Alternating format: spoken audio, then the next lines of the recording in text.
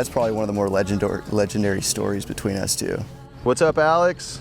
Oh, not much, just harder than I thought. This would have been our my very first, your very first, and our buddy Farlow's very first kayak camping adventure. And I had planned the whole thing. And if you could call it that. Yeah, I mean, it was a plan. It was a loose plan. And if you know anything about planning a trip that you've never done, like, you just have no clue. Yeah.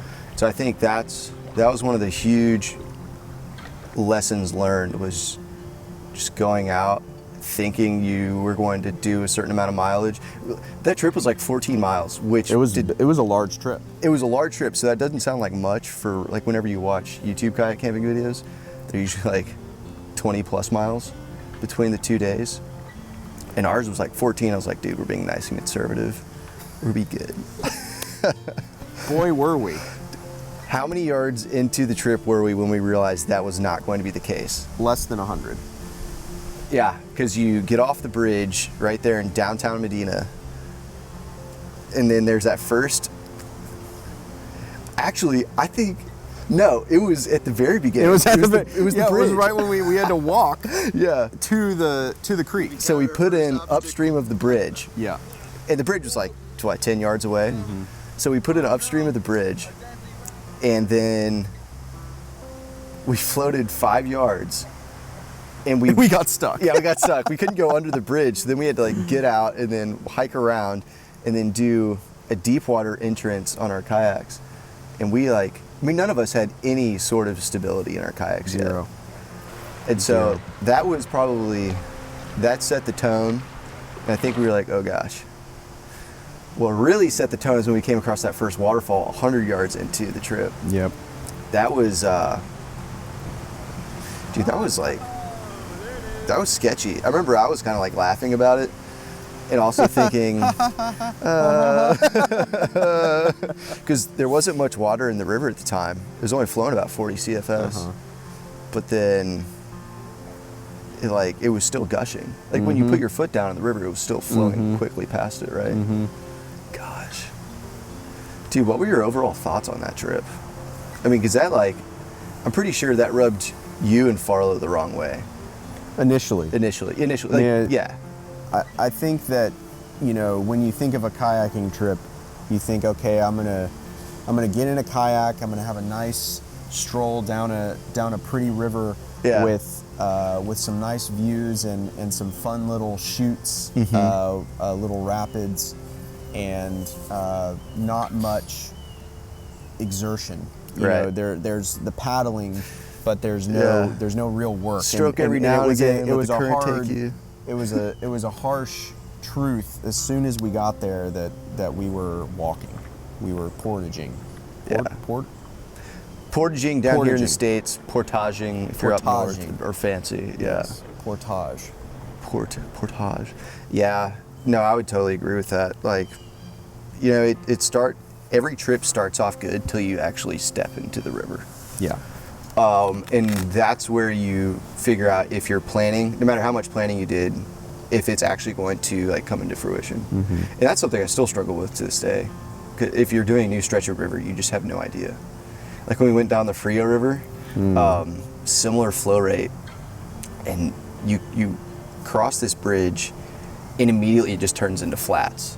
And so it was probably a half-mile hike. Oh, dude, we had a big group. That was the second trip. And I was like, okay, now I've got it down. It was a disaster the first time around, but things are looking up. No, it was just as big of a struggle fest. But going back to that Medina trip, so you and I were in Walmart boats. I was in a Sun Dolphin 10-foot boat. I was also in a Sun Dolphin. Oh, yeah. How's it fit? Is it good? There you go. All right. All right, got mine all packed up too. Cooler's fitting, life jack. Small dry bag is gonna be right there, held on by some carabiners. Got my big bag down in here in the front. Almost time to hit the river, baby. Dude, what is the story behind getting the Sun Dolphin? Okay, so, well, I have to be the one that has to have the gear. I don't like renting. Yeah. I don't like feeling unprepared, even though I have no idea what I'm doing. And so, a spur of the moment, I decided on the way there that I was going to buy a kayak. Because what did you drive out to Medina with? A truck. No. Well, okay. A tennis ball just fell into the river. Are you serious? Yeah. Out of nowhere. That's wild. No, so you had a craft. Oh, yeah. So I was like, I'm going to be the smart one. Yeah. And I'm going to have an inflatable kayak.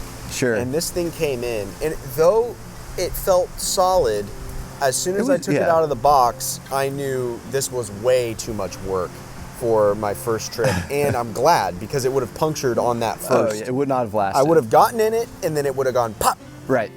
Yeah, in the hill country, inflatable rafts are just absolutely not recommended. Yeah, no. They'd be fine in like East Texas rivers, Right. but not out there in the hill country, especially at low flow. And so I remember fire selling that kayak, that inflatable kayak. You helped me sell it within days. Yeah. And for probably a quarter of what I bought it for. Right. And on the way there, I was renting, but then decided that I was going to get a kayak. I thought you had the inflatable raft, and then on our way out to Medina, we pulled into a Walmart parking lot, and we went into Walmart, and you got the Sun Dolphin. That's right. You had both. I had both. You're right. And we pulled into Walmart to get some extra supplies. There was no intention of me even getting a kayak. I walked. You're gonna have to cut all this out, or the first part. Dude, it's we're going live. We're doing it live. Remembering it all now. So we walked in to get some extra supplies, and I saw the kayaks sticking up. From aisles away. Right. A Kayak Dreamland, a Walmart Kayak Dreamland. And they actually had quite the selection. They had fishing kayaks. Get a bug? A buck. You sure that's not COVID? I hope not. Yeah, no, they had fishing kayaks, and they had the recreational Sun Dolphin Aruba kayaks. And at that point in time, that was before Sun Dolphin had really blown up. So it was only like $140. Yeah, it was quite cheap. But there was the one that you had. Yeah. Which had a higher weight limit, and then there was the smaller one. I again trying to be innovative. Yeah. Innovative. I was like, okay, I want the smaller size for storing purposes. Sure. Which makes sense. And didn't account for the weight. Right. And so what color was that thing? It was blue. It's actually still in my garage. We still use it to this day. Wow. Yeah. Well, not me. Yeah, no. And so whenever we set out onto the river, Alex had this thing loaded down. And keep in mind, we packed really heavy coolers. So we each bought Yeti coolers for this, the soft Yeti zipper coolers for this trip. Which cost way more than our boats. Oh, yeah. It made no sense. Our priorities were whack. But yeah, so we had these heavy coolers, and I don't really even remember what all we had in them. We didn't have that much. We had some sausages and some other food, but like we didn't pack a bunch of beer or anything. I think. Well, I had to have coffee. Yeah. So I brought some cold brew. That's right. Coffee. And I had a few waters and Gatorades and then our food. Yeah, I mean, as much you really can't.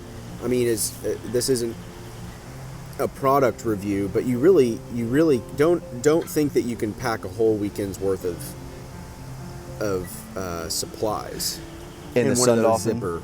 In one of the zipper Yetis. Oh yeah, because there's not it doesn't have as much room as you. As soon as you throw the ice in, which you need a lot of ice to last 2 days on the river. Exactly. You really don't have much room for food or for anything. It's really just 1 or 2 meals. Yeah, I mean, if you're doing more than just like 1 day, 1 night sleeping, then paddling the next day, either don't bring a cooler, or you'd have to bring like 2 different coolers, keep one only ice zipped up all the time so that it never allows hot air to come in. Right. That way, whenever you need to reload your other cooler. What do you mean at that point? You're packing 30 pounds of coolers and ice? Because that's just not worth it. That's when you go the dehydrated meal route. Oh man, yeah, that first trip was a hoot. And to this day, Alex has not come back on a kayak camping trip. But we have been plans. on many other adventures. Yeah, we have plans to do something else. So after that trip, we started to go and do more of the conventional stuff that we grew up doing, which is like biking. And, I was going through before this, I was going through the list of trips that we've been on, and basically all of them include biking in some way or another, except for our ski trips. Yeah. Yeah, so I think one notable trip was our Utah trip, most recently this summer. That was downhill At mountain its biking. finest.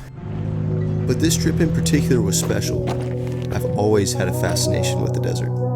And for the first time in my adult life, we are going to spend an entire weekend there. We're arriving at the Fiery Furnace here in Arches National Park.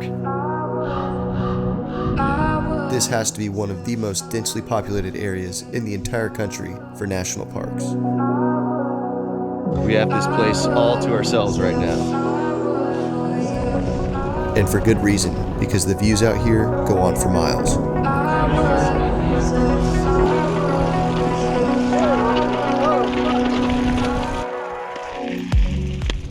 My question for you is downhill mountain biking or cross-country mountain biking? Downhill. Downhill? Oh yeah. I don't like to work for anything. I think I'm in the same not boat. true. That's not true. I like to work for stuff. Yeah, no. Like the Narrows. I Yeah. mean, we worked for that one. Yeah. But that's cross-country mountain biking. I would call that adventure biking. Adventure biking. So Yes. actually, okay, that's a really good point because I'm with you. I like the downhill. Yeah. So that's lift serviced. You're at a ski You're resort. not pedaling and you at just, all. Yeah, You just the wind in your helmet. right. The only time you stop is to let your hands rest. Yeah. Because you're like, Well, oh my geez. gosh. That Yeah. was a big hand painful trip. Yeah, that was. Just from the sheer fact we don't do that level of, though we are fully capable, Right. don't do that level of mountain biking more than once a year. Yeah, and honestly, we don't bike that much, Yeah. which is a shame. But yeah, we just. I wish we did, but here in Houston, we don't have the best trails, and we lead busy lives. Both work full time, and have other obligations outside of it. Hey, how's it going? Hello. You can keep going. There's a trail that goes up that way. This way. Yeah, right there. See, dude. I just touched my face. I think you're gonna get the vid, bro. But the other part of that trip was we had a camping segment. So Yeah, the we did. first part we went out to Moab and we did a bunch of national parks and did hiking. So in your mind, how does the hiking and exploration? I mean, I don't even know if you can call what we did hiking there because we kind of just it was so hot out. We just got out of the car, would hike for an hour, get lost, Come back. and then come back. Yeah. So could you see yourself doing a backpacking type of trip where you With hike? bikes. Not yet. So we'll talk about bikepacking, but could you see yourself doing some backpacking? I could. I would probably, from a Moab perspective, I would probably do that in the winter.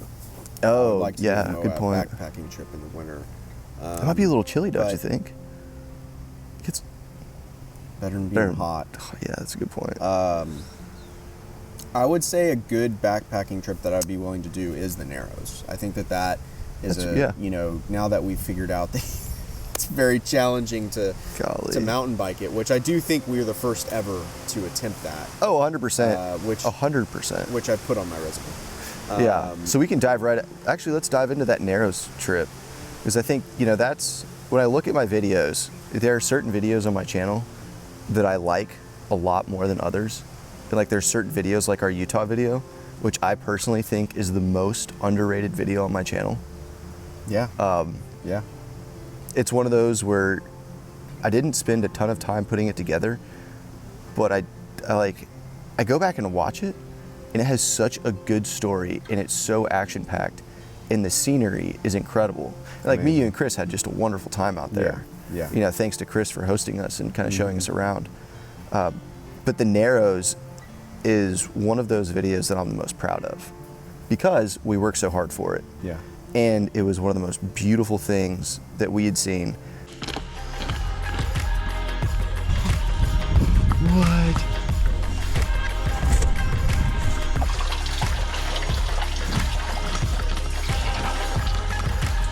my God. The Narrows. This location will stay with me for the rest of my life. You know, it's also really cool to see everybody in our crew step up because we were all struggling, like in a huge way, just to physically get there and get back. And I think we realized, I mean, dude, when did you realize we were in for it? About a mile in, when the riverbed was soft. So like a mile into the river? A mile into the trip, when we were still riding, the first part of it was relatively easy. Sure. And then once you got into the true riverbed and it was a little bit softer and the rocks would give way, that was when in each pedal stroke was harder. Yeah. And realizing that we had miles and miles and miles to go, I knew that we were in for it. And I mean, that combined with seeing the first fence. I mean, I think seeing the fences, each time you came up on a fence, it took a little bit out of you because you were getting off, you were lifting the bike over, and it was like, man, you never knew how many of those you were going to climb over. Yeah, that makes sense. See, I was kind of like, I thought each fence we got over was like, there could only be so many fences. That means we're that much closer. And it gave us a break from pedaling. That was my way on the way back. Yeah. I knew that we had climbed over, say, 5 fences. Right. And so I was counting fences on the way back as a gauge of where we were. Sure. But I think that, I mean, it really set in when, we knew that we had to do this in one day. It was a day trip. We needed to be back before dark. Exactly. We started arriving at sunup. the Narrows around 1. Yeah. Was a little bit humbling because, now we've gotten there. We're exhausted. Because we started at what, 8? Yeah, it was about 8:30. 9:30. Yeah, maybe it was because we got there. We were looking. We took the first scenes of the film. It took us 4 hours. Yeah, it took us 4 hours. And I think I budgeted. So from Car to Narrows, we had a 20-mile day, right? So it was 10 miles. Yeah. And I was thinking, dude, we could do 10 miles on a mountain bike, hour and a half if we're going slow. Right. And so that's what I was thinking. That's what I was preparing for. Yep. I was like, 2 hours is conservative. I mean, that's a 5 mile an hour average. That's treadmill jogging pace. Yep. Oh my gosh, were we wrong? So before the trip, do you remember, you said, I'm worried that the rock and gravel will be loose. Yep. And I completely disregarded that. I was like, I remember telling you, I was like, there's no way. Like, look at it, it's always sun-baked. There's never any moisture. It'll be fine. When we dove off the road and we hit the hard rock, I was like, okay. Yeah, no, so I it's was what I the same way. expected. Yeah. And then you go into the soft rock. And as soon as my front tire hit the soft rock, I was like, oh my gosh, Alex is right. And we are going to struggle. And so I was like, at first I was like, oh no. I mean, it was take your pick. It was soft rock. Yeah. Rocks the size of babies' heads. Sure. Or water. Yeah, exactly. I mean, that was your choice. And dude, one other thing I wasn't expecting, the elevation change. Yeah, it was never true. Flat. Yeah, I mean, it was always up and down. Oh my gosh, it makes you really forget what goes on whenever water comes through. I mean, it's just like, it doesn't just like make everything flat. Like there's currents that are pushing down and lifting rock up. So that was a mile into it. We hit the fence and I was like, thank gosh, we get to get off the bikes. And then we went under. That was kind of funny. And dude, it was just suffering from there on. And we ultimately decided to ditch our bikes. We did. I think we were all pretty stoked about that. Just we were. I mean, it was so almost like a going. win, but it wasn't. We were probably still at least 2 miles away. Oh yeah, about 2.5. 2.5 miles away, and that was when it got really thick. I mean, we walked through. Oh yeah. Well, you couldn't ride. It was carrying your bike, or it was just regular hiking. Right, but we walked through heavy shrubbery. Right. That had the sticker burrs and all that, and it's a wonder. I mean, that is a snake's paradise. What we walked through. Oh yeah. And I mean, thankfully no issues, but Right. but it was something that was crossing my mind. And that's as rattler you territory. couldn't see. Yeah, I mean, you couldn't see what you were stepping on. No. That's how thick it was. No, not at all. Luckily, But then it just I mean, as soon as you got through that, it just broke away, and it was. I mean, you were there. I mean, Yeah. you saw, you just kind of you saw that first sort of spring. You heard Right. it, and it just, I mean, opened right up to it. And it Oh, was, yeah. and it was one of the most beautiful things I've ever seen or experienced. And I remember your reaction to it, and that was like, we got it on film. It's in the final video, but that was, you looked at the pre-pool, and you're like, oh my gosh, it's like the fountain of youth. Yeah, and I mean, it really, I mean, it certainly evoked that. I mean, Right. It really did. Wow. Look at this. It's like the fountain of youth, Yeah. right? Guys, we made it. So as we got there, we did a little bit of free diving. So we did prepare, and we brought wetsuits. Which only made our packs heavier. Yeah, I mean. But it I'm was- glad we had them. Oh yeah, well we wouldn't have been able to swim Yeah. any longer. We could have like jumped in and then gotten right back out. So the wetsuits were key. But what was it like? Because okay, kind of changing gears a little bit, but still in the same vein. The freediving aspect. You know, I think the listeners and you know the viewers, they've probably seen a little bit more freediving worked into the videos. Yep. And I can proudly say that's all because of you. It was that One Breath Around the World video. Yeah. I remember I watched it and I was just like, dude, Should probably link it below. yeah. It's such an epic, it has like Yeah. millions of views. Yeah. If you're interested, look up Guillaume Neri, One Breath Around the World. It's just an incredible film. It's like 12 minutes long. But that set off something that we're both really passionate about right now. Yeah. In fact, we're working on a project about freediving in Texas. Yep. It's all the details I'll give right now, but it's our most ambitious project to date because it requires unreal human strength, you know, not necessarily in like lifting weights, but like mental strength, exertion, breath hold, things like that. Cinematography, all underwater, and really just pushing yourself in all ways and conveying a message that is meaningful. Right. So I cannot wait to dive deeper into that now that it's kind of spring. But how did you get into it? Were you just researching videos? Because you were in on the freediving before I was. Yeah, I mean, I think it's always, you know, it's always been a part of me through swimming, competitive swimming. Right. So Alex was a swimmer at the University of Alabama, D1 all 4 years.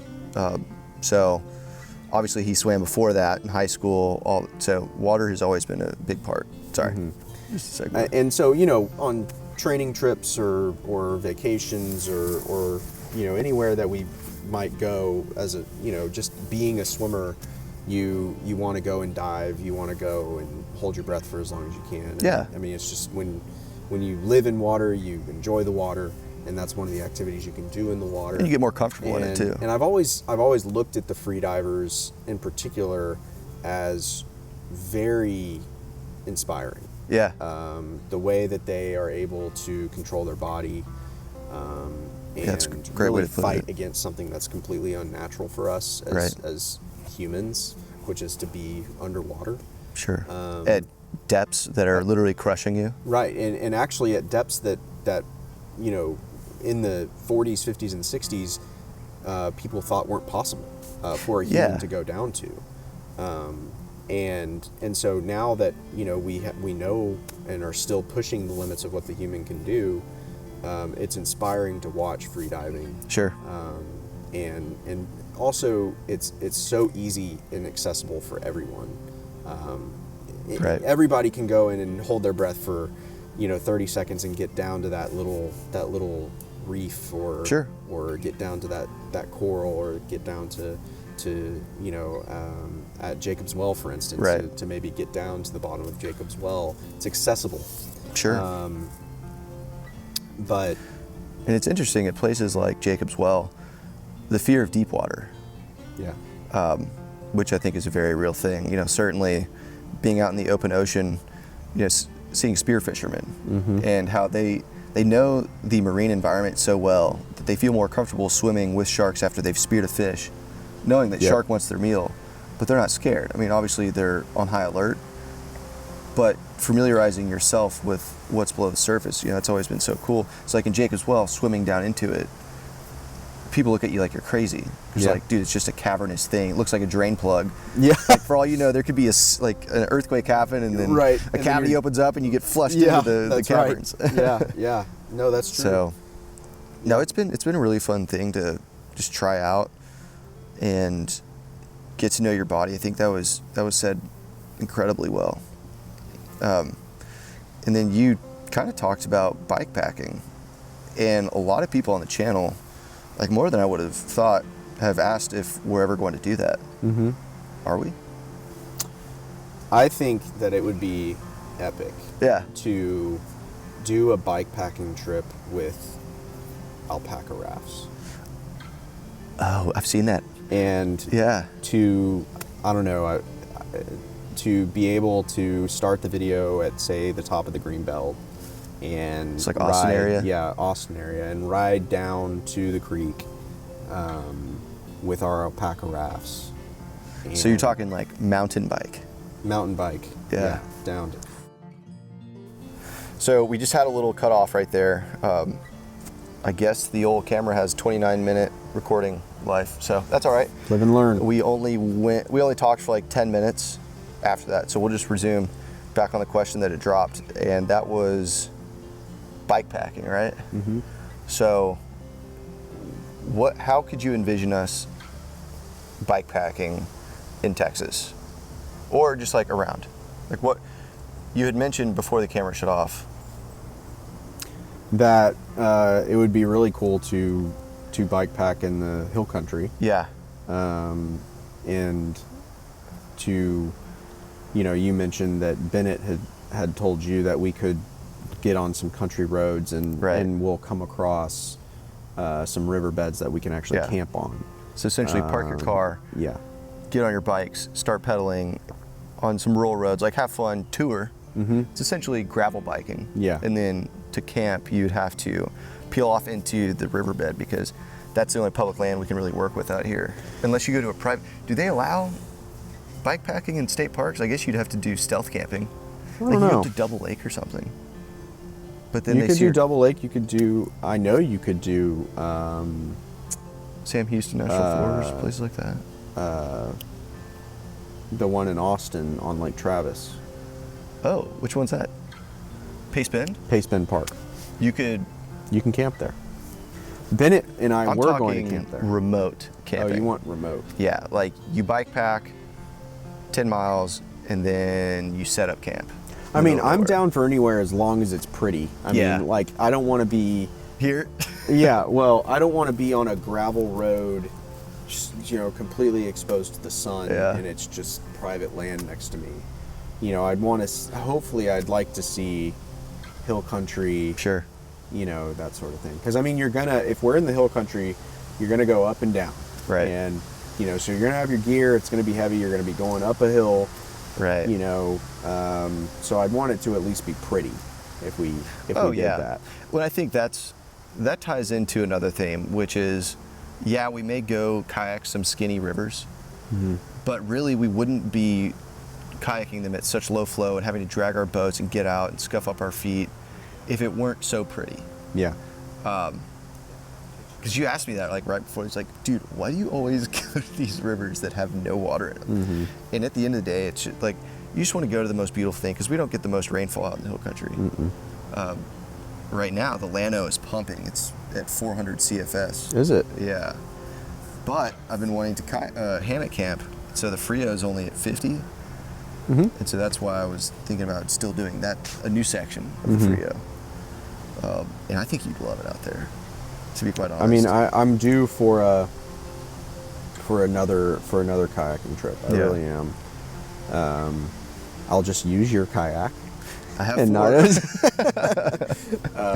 And I'm not going to purchase gear that I don't need No. this time. Well, at this And- point, I have so much that Yeah, I that's can just true. let you borrow. That's true. So no, I'm definitely down. Kayaking is, I mean, really, I mean, if you can combine kayaking and freediving, that's all I need. Yes, okay, so places like the Frio, you can free dive because it's so clear. It's not the deepest, but you can still kind of explore.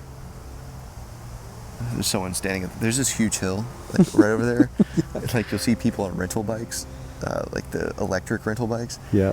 And it's, I don't know, they might send it. A bunch of no helmet toting locals. That would be so funny. Just giant crash. Is Anyway. are they about to do it? I don't think so. Yeah, I just completely lost my train of thought. But like, what outdoors trips do you have coming up or planned, or like stuff that you want to do that might not be planned yet? Well, Another tennis ball drop into the creek. It's really interesting. well, we have our freediving project, so there's Yeah. going to be, as it warms up here pretty soon. Yeah. We're going to start probably working on that. Oh, absolutely. So I'm looking forward to those, and then, I mean, your wedding comes to mind. Annalisa and I are planning on being there for almost a week. So Yeah, because what day are you going up? Tuesday. Tuesday. So you're gonna get there Tuesday. I'll be there Wednesday. Certainly, mountain biking is on the docket. Yeah. And then we'll have to decide if we're Maybe gonna go some golf. some golf. Yeah, there's I some. hate golf, but I would just love to play golf in Vail. In a mountain valley. That'd Yeah. be sick. It doesn't matter where the ball goes. Right. Maybe even fishing because Fishing, there's fly fishing would Gore be a good Creek idea. runs Yeah, through yeah. town. Yeah. So, So that's a big trip that I'm looking forward to. Yeah. Because, I mean, we sent that checkbook wise. it's booked. No, you're gonna love it. Where are you staying? Man, I don't know. I set the reservation almost a year ago. Yeah. 'Cause you got a heck of a deal. I got a heck of a deal. I think I'm staying wherever you told us to stay. So Austria House? I don't know. Okay. It's nice. That's all I know. Well, can't go wrong there. Yeah. Nice, dude. That'll be fun. Yeah, I think the freediving is going to make for some really cool videos because my goal is to film this, and I mean we're shooting for film festival caliber video. Whether it turns out that way, I think it will. We certainly have the equipment. It's just whether or not you and I can perform and we can get the shots and put together a story that's worth telling, which I'm sure we can. I think we've got. Yeah, I mean, I do. We have the locations. We have everything in place. We just have to execute now Right. and find time to get out there. But yeah, at the same time, that's not going to take away from other adventures like kayak camping and whatnot. I mean, if anything, we're kind of at that age where we're very busy with jobs, but none of us have kids yet, and we do have more time than we'll probably ever have again, even though it doesn't feel like it. Right. Because we have 15 weddings this year, and just Golly. God, it's crazy, man. Yeah, it'll be wild. And certainly Bennett is getting married now, so yeah, That'll be he's- an epic trip. Yeah, that'll be Whatever we end up doing for that. I know. Well, I'm sure a lot of it will be planned by you and I, so Yeah. we'll have to do something big. Nice. Because they aren't playing shows right now, so certainly whatever. Do you have any questions for me? What has I mean, we have over the last 7, almost 8 years Yeah. through this channel gone on a lot of different adventures. What has been your, whether I was on it or not, but Sure. what has been sort of the one that has really stuck out to you as maybe the River Kings trip, Right. or Yeah. one that you really felt like really grew you as a explorer?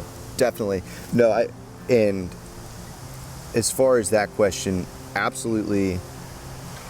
There's 2 trips that come to mind. The soft answer, the number 2 is the Medina trip, our very first trip. That got us out there, got us out of our comfort zone, and we learned a lot. And I think we all still loved it, even Yeah. though we didn't sleep. It was cold. It was cold. We didn't really do much. Farlow and I were fighting. Yeah, but it was still like really cool because it's opened up this passion that I had that's kind of it was dormant. And then the number 1 is the River Kings trip out to North Carolina, down Wilson Creek, because it combined so many things that I'd never done.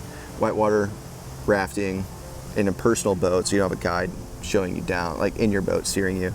And then also backpacking with like 60-pound packs, up a mountain and then down a mountain. I was very out of my comfort zone. I struggled physically. It felt like the end of each day, it felt like I ran a marathon. And like, it was just, I learned so much. Also, I learned I didn't need to take as much crap as I usually do on these trips. There's a lot of stuff that I used to take and never used. You know, Pete opened me up to dehydrated food, which on our trips we've always, it's better than you think. So yeah, there was a lot of learning, and those guys out there, man, they push hard. It looked like it. It also taught me that I love each of those sports, the whitewater kayaking and the backpacking. So definitely two things I want to try more. It's hard to whitewater kayak down here. Yeah. But certainly there's backpacking. Which one's been your favorite? Most challenging Narrows, Yeah. and probably the most inspiring Sure. would be the Narrows, just from a view, what we Right. saw perspective. I would say that's the most, like, when you and I arrived at the Narrows, we were the most blown away Yeah. we'd ever been. Yeah. I mean, like, I'm talking, I was more blown away at seeing the Narrows for the first time than I was at the peak of Snowbird. Yeah. You know, I mean, 'Cause you'd and seen that's mountains before. beautiful. Right. You know, and I would say the second favorite would probably be the Utah trip with Yeah. you, me, and Chris. I mean, that was like a brother trip. Right. You know, with everything packed into 4 days that we could possibly pack in, and we Right. did it. We ate well. We had very good food over that trip. Right. We camped in a place that likely will probably I mean I would love to camp there again, but probably never get to camp there again. Sure. I mean, it's hard to camp there. Yeah. And you know, I think those two trips really stuck out to me. I would agree. Narrows for its uniqueness, and then Utah for its variety. Yeah. And also, I'd never been to the desert like that. No. Yeah, the Um, high desert? No way. so Yeah, that that was was- a first for me too. It was all new. And, you know, you and I have been out to the mountains a lot, so that wasn't necessarily new. Obviously still beautiful. It's better than what we have around here. But yeah, man, no, I would agree. The Utah trip, like I said earlier in the cast, I think that's the most underrated video on the channel. Yeah. By For sure. far. Go watch it. Yeah, it was just fun. It was fun, it was beautiful, and just a good time in general. Well, cool, dude. I don't really have anything else. We can probably go ahead and wrap it up. I would assume that most of our viewers have dropped off by now. And if you're still with us, then I really appreciate it. So go check out all those videos that we were talking about, and hopefully you have a little bit more background. We'll definitely have Alex back on to talk. You know, this is our very first one, so you know, we're figuring it all out. Don't be too hard on us if we rambled on. You know, we're just trying to be a couple brothers hanging out, and Social distancing. yeah, social distancing, even though we're not the recommended 6 feet apart. Yeah. Thanks, guys. We'll catch y'all next time. See ya. Thanks, Alex. All right. Oh, I've touched my face so much. I'm scared.